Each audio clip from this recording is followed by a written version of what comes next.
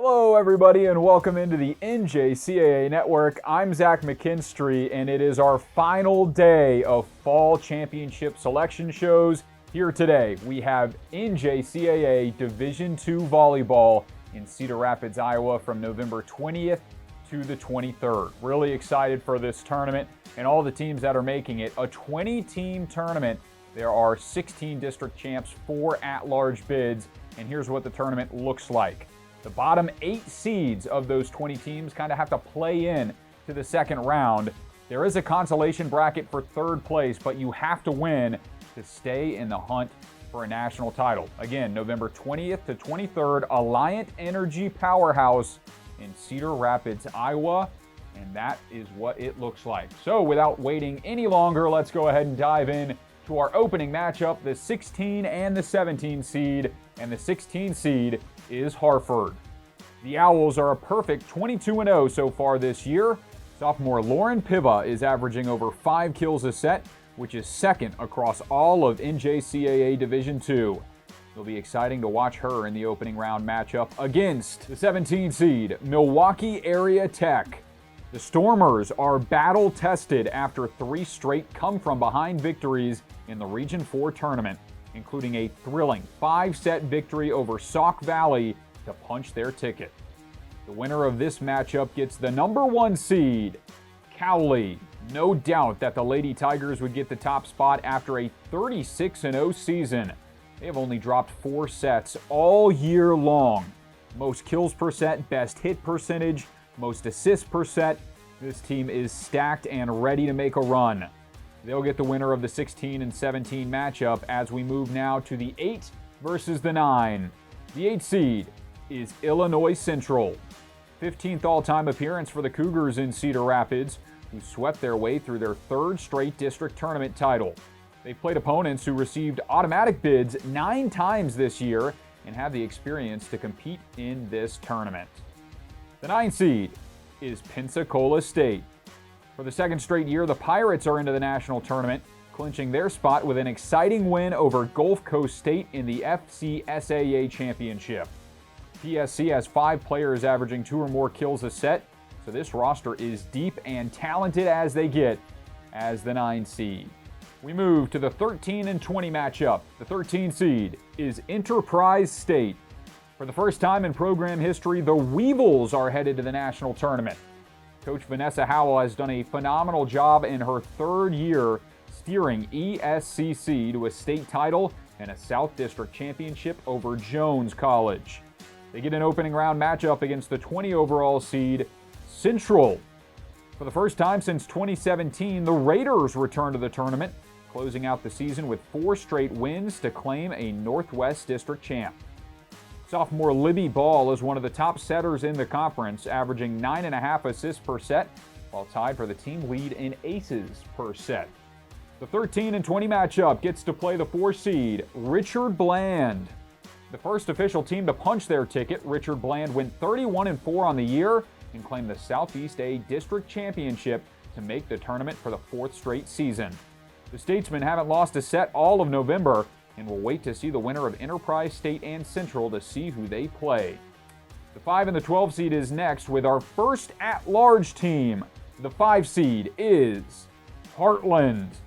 A loss in the district final won't stop the Hawks from getting in. 11 ranked wins this year and one of the toughest schedules in the region, making trips to a number of big-time talented invitationals. Marin Mannon leads her squad in kills per set and blocks per set, and the talent is all over for Heartland as the 5 seed. They'll play the 12 seed, Grand Rapids. For the 3rd straight year, the Raiders are headed back to the national championship in Cedar Rapids and look to claim their first national title since 2012. GRCC has won 23 straight to close out their 25-2 season, and they will battle with the 5 seed in the opening round. Now to the 15 and 18 matchup. The 15 seed is Mesa. The T-Birds are back in the tournament after claiming their first region title since 2017. What a story they have been this year, knocking off Glendale after being 2 sets down and trailing 23-18 in the 3rd set. The Thunderbirds fired off a comeback to take the 3rd set as well as the next two, upsetting Scottsdale twice, and they carry that never say die attitude against the 18 seed, Mott. The Bears are another talented team that have no issue playing from behind, needing to beat St. Clair County twice in the Great Lakes District A Championship, and they did just that. Chloe Van Winkle and Ruby Earl have been a 1-2 punch, each averaging over 3.6 kills per set. Winner of that matchup takes on the 2 seed, Parkland. At this rate, the Cobras might as well book travel for the tournament before the season. They claim their 17th straight district title on Saturday to wrap up a 48-win season. Last year, Parkland came up short in the semifinal, but this year they have their eyes on a title. We move to the 7 and 10 matchup. The 7 seed is Johnson County. The 2022 national champions return to Cedar Rapids with a district championship over Kansas City, Kansas. Tori Valentine and Kennedy Smalley each have over 350 points this year and look to add to it against the 10 seed. And another at-large, it is Iowa Central. The Tritons fell in the region semifinal against Northeast, but their season is not done yet. 29 wins this year for Coach Sarah Horn and her squad, making it 5 straight years with an NJCAA championship appearance. To the 14 and 19 matchup, the 14 seed is Walters State. For only the 3rd time in program history, the Senators have advanced to the D2 championship. They needed 4th and 5th set victories over Cleveland CC to get there, and they executed, winning 25-11 and then 17-15 in the decisive tiebreaker to claim the Southeast B District title. Their first test is the 19 seed, Carl Sandburg. The Chargers had a similar resilience in their regional title, rallying for a 5-set victory over Moraine Valley to punch their ticket for the 4th time in team history. Sophomore Taylor Wagner is a player to watch with her 3.68 kills per set this year, and the winner of this matchup gets to battle the 3 seed, Kirkwood. Another phenomenal year for the Eagles. This season saw 34 wins and a perfect 11-0 conference record. Led by Dave Brown, Kirkwood will look to overcome their quarterfinal finish in last year's tournament and return to the national championship glory for the first time since they won it in '03. Final matchup on the way, and if you've been following along, you've noticed that there are 2 more at-large spots. The first is Gulf Coast State. Congrats to the Lady Commodores, who are in as the 6th seed.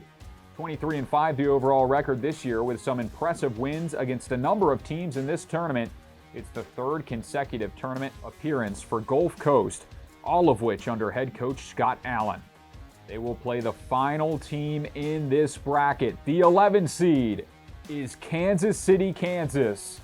For the first time since 2014, the Blue Devils will return to the D2 tournament. 24-7 on the season with sophomore Mercedes Brown leading the charge with her 3.12 kills a set and 394 points this year.